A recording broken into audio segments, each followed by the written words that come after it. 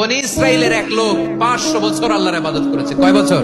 কোথায় জানেন? সাগরের মাঝখানে এক পাহাড়, ওই পাহাড়ের উপরে বসে 500 বছর টানা আল্লাহর ইবাদত। দিনে আর রাতে একবার করে নিচে নামতেন। সেখানে আল্লাহ তাআলা পাথরের ভেতর থেকে তার জন্য মিঠা পানির ব্যবস্থা করে দিয়েছেন, আর একটা ডালিম গাছের ব্যবস্থা করে দিয়েছেন। সকালে নামলে একটা টসটসে ডালিম, রাতে নামলে টসটসে ডালিম। এগুলো খেয়ে খেয়ে 500 বছর সে আল্লাহর ইবাদত করেছে।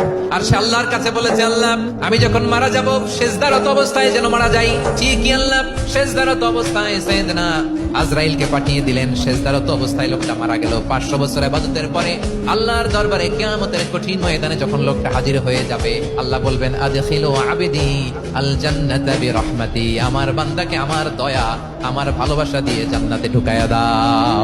500 বছর ইবাদত করছে তো আমার দয়ায় আমার বান্দারে জান্নাত দাও। এই বান্দা বলে, বালবি আমালি, আল্লাহ তোমার দয়া লাগবে কেন? আমি আমার আমল দিয়ে জান্নাতে যেতে চাই। কি দিয়ে? আল্লাহর এই বান্দা কি দিয়ে জান্নাতে ঢুকতে চায়?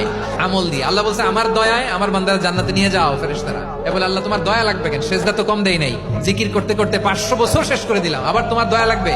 আমি তো আমার আমলেই জান্নাতে যেতে পারি। আল্লাহ বলবেন, তাই ঠিক আছে, আমি চাইলাম দয়া দিয়ে জান্নাত দিব, তুমি চাইলে আমল দিয়ে ঢুকবা। ঠিক আছে, তোমার আমল আর আমার যে দয়া দুটার একটু মাপ দেই। তোমার 500 বছরের ইবাদত এক পাল্লায় রাখো। আর আল্লাহ বললেন, আমি যে দয়া করে এই দুনিয়ার নাজ নেয়ামত বিউটি সৌন্দর্য দেখার জন্য তোমার দুটা চোখ দিয়েছিলাম, দুটা নয় একটা চোখ আরেক পাল্লায় রাখো। রাখা হবে, দেখা যাবে ওই 500 বছরের ইবাদত হালকা হয়েছে, আর মুহূর্তের মধ্যে আল্লাহর দেয়া একটা চোখের নেয়ামত ভারী হয়ে গিয়েছে।